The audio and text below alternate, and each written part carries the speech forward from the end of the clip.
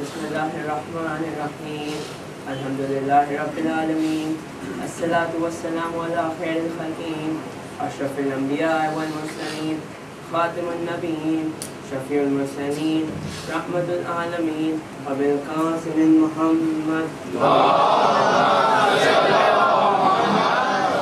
مسجد کی میناروں سے بلند ہوتی ہوئی اللہ اکبر کی صدائیں، فضا میں گونجتی ہوئی قاریان قرآن کی آواز، زمانہ حج میں کعبۃ اللہ کی طرف بڑھتا ہوا انسانی سمندر، سجدے میں چھپی ہوئی پیشانیاں، یہ سب اس بات کی گواہ ہے کہ انسان جو عمل کرتا ہے اسے جنت ملے۔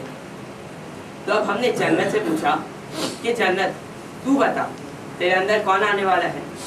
ادھر سے آواز آئی ان المتقین فی جنتی وعیون، جنت میں تو صرف اور صرف متقی جائے گا۔ تو ہم نے کہا اللہ ہم تیرا نماز پڑھتے ہیں، تیرے لیے حج کرتے ہیں، روزہ رکھتے ہیں، زکوٰۃ دیتے ہیں، کیا متقی نہیں ہوئے؟ ادھر سے آواز آئی ذالک الکتاب لا ریب فیہ ھدی للمتقین، تم چاہے قرآن کو کتنی بھی مرتبہ کیوں نہ پڑھ لو، قرآن تو ہدایت صرف متقی کے لیے کرتا ہے۔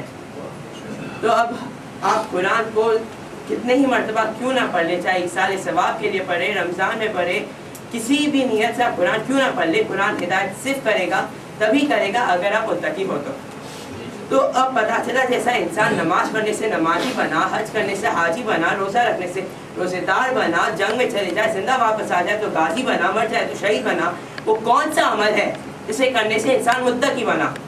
اور متقی بننا اس لیے ضروری ہے تاکہ ہمارا عمل قبول ہو، ہمیں قرآن ہدایت کرے، ہمیں جنت نصیب ہو۔ تو اب ہم نے قرآن سے پوچھا قرآن تو بتا وہ کون سا عمل ہے جسے کرنے سے ہمیں جنت میسر ہوگی؟ قرآن نے آواز دی فَيَوْمَ شَاءَ اللَّهُ فَإِنَّهُ مِن تَقْوَى الْقُلُوبِ، شاء اللہ کی تعظیم کرنا والا شاء اللہ کیا ہے؟ زمین اور آسمان میں جتنی بھی چیزیں سب کلمات اللہ۔ انہیں قرآن کہتا ہے گننا چاہو گن نہیں سکتے، شمار کرنا چاہو شمار نہیں کر سکتے۔ ان سب چیزوں میں سے جس کو اللہ نے چن لیا وہ بنی شاء اللہ۔ یہ نمادات میں سے بھی ہے، جمادات میں سے بھی ہے، انسان میں سے بھی ہے۔ جمادات کی مثال قرآن دیتا ہے صفا اور مروہ شاء اللہ، حج اسود شاء اللہ، ان کی تعظیم نہیں کرو گے تو حج قبول نہیں۔ تو اب پتہ چلا جو چیز فروعات پر غالب آ جائے اسے کہتے ہیں شاء اللہ، اور اس کی تعظیم کرنے والا بنا متقی، اور جو بنا متقی اس کا قرآن اس کو ہدایت کرے، عمل قبول ہوا اور جنت میسر ہوئی۔ اب اس پوری گفتگو کو ایک آسان مثال سے شروع کر کے ربط مسائل ہوں گا۔ ایک سلوات پڑھیں۔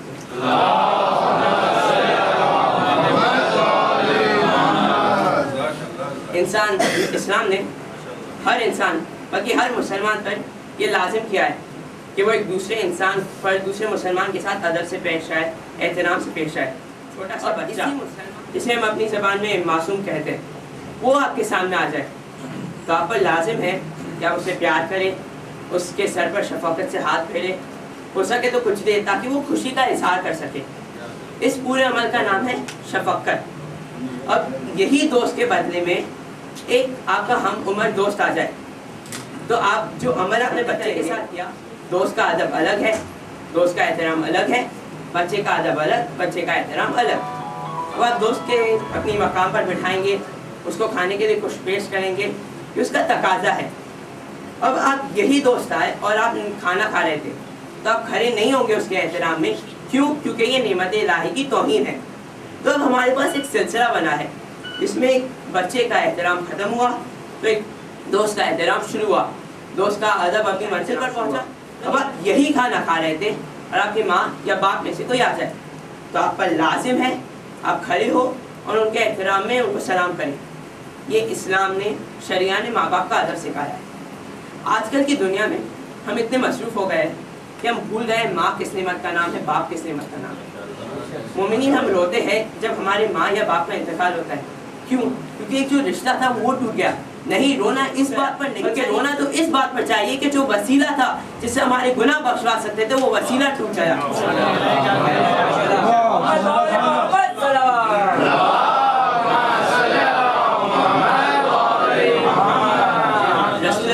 ایک شخص نے آ کر کہا کہ یا رسول اللہ میں نے قسم کھائی تھی کہ اگر میرا ایک کام ہو جائے گا تو جنت کی چوکھٹ کا پیار کروں گا، بوسہ لوں گا، پتہ ہے میں اپنی قسم کیسے پوری کروں؟ رسول نے کہا جا اپنی ماں کے پیروں کو چوم لے، اپنے باپ کے پیشانی کا بوسہ لے لے، تیری قسم پوری ہو جائے گی۔ شخص نے بتایا کہ یا رسول اللہ میرے ماں کا بھی انتقال ہو گیا، باپ کا بھی انتقال ہو گیا۔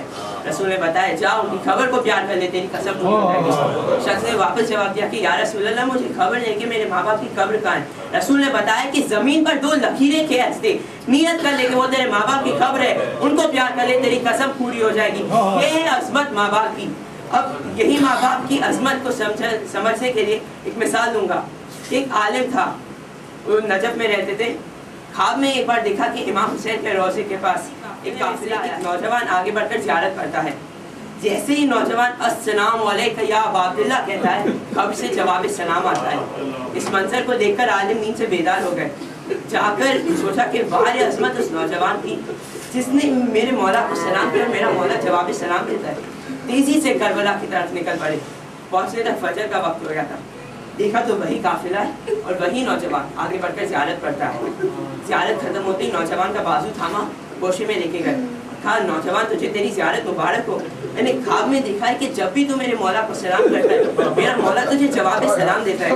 نوجوان نے کہا آپ نے تو خواب میں دیکھا ہے کہ میرے ساتھ حقیقت ہے کہ جب بھی میں اپنے مولا کو سلام کرتا ہوں میرا مولا مجھے جواب سلام دیتا ہے۔ عالم نے کہا کہ میں حیران ہو گیا۔ میں نے نوجوان سے کہا نوجوان ایسا کیا عمل ہے جسے کرنے سے اتنا یقین رکھتا ہے کہ تو جب بھی میرے امام کو سلام کرے گا میرا امام تجھے جواب سلام دیتا ہے؟ نوجوان نے کہا کہ میری داستان عجیب و غریب ہے۔ یہاں سے میرا گھر 80 میل کی دوری پر ہے۔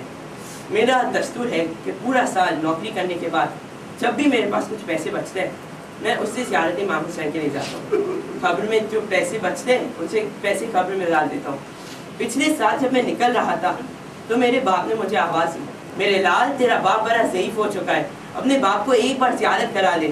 میرے پاس ایک ہی سواری تھی، میں نے اپنے باپ کو سواری پر بٹھایا اور جیسے ہی ہم دونوں روانہ ہونے کے لیے تیار تھے میری ماں نے پھر آواز دی کہ بیٹا تیری ماں بھی بڑی ضعیف ہو گئی ہے، پتہ نہیں کہ تیرے واپس آنے تک وہ زندہ رہے گی یا نہیں۔ اب میرے پاس جو کہ ایک ہی سواری تھی میں نے اپنی ماں کو کندھوں پہ سوار کر لیا اور اس کے بعد پورا 80 میل کا سفر میں نے ایسے ہی پیدل طے کیا اپنی ماں کو اپنے کندھوں پر سوار کر کے۔ اس دن سے آج تک جب بھی میں اپنے امام کو سلام بھیجتا ہوں میرا امام مجھے جواب سلام دیتا ہے۔ یہ ہے عظمت ماں باپ کی۔ اب ہمارے پاس جو سلسلہ بنا ہے اس میں ایک معصوم کا احترام ختم ہوا تو ایک دوست کا احترام شروع ہوا، دوست کا احترام ختم ہوا تو نعمت الہی کا احترام شروع ہوا، نعمت الہی کا احترام اپنی منزل پر پہنچا تو والدین کا ادب سمجھ میں آیا۔ اب آپ قرآن پڑھ رہے تھے اور آپ کے ماں یا باپ آ جائے تو آپ ان کے احترام میں کھڑے نہیں ہو سکتے بلکہ بیٹھے بیٹھے ہی ان کو سلام کرنا ہوگا کیونکہ قرآن کی عظمت والدین سے زیادہ ہے۔ اب یہی آپ قرآن پڑھ رہے تھے اور آپ کے والدین نہیں بلکہ ایک سید اندر آ جائے تو آپ پر لازم ہے کہ آپ کھڑے ہو جائے اس کے ادب میں۔ کیوں؟ کیونکہ سید کا بہت ہی بڑا مرتبہ ہے۔ ایک وقت واقعہ ہے کہ امام شافعی اپنے علماء کو درس دے رہے تھے، درس دیتے دیتے وہ کھڑے ہو جاتے بیٹھ جاتے، کھڑے ہو جاتے بیٹھ جاتے۔ علماء نے پوچھا کہ امام کیا بات ہے، آپ کیوں کھڑے ہوتے رہ رہے بار بار بیٹھتے رہ رہے؟ امام نے کہا میں کروں کیا، میں جہاں بیٹھا ہوں میرے سامنے ایک سید کا بچہ کھیل رہا ہے، کھیلتے کھیلتے جب بھی وہ میرے نظر کے سامنے آتا ہے میں کھڑے ہو جاتا ہوں اس کے ادب میں اور جیسے ہی چلا جاتا ہے بیٹھ جاتا ہوں۔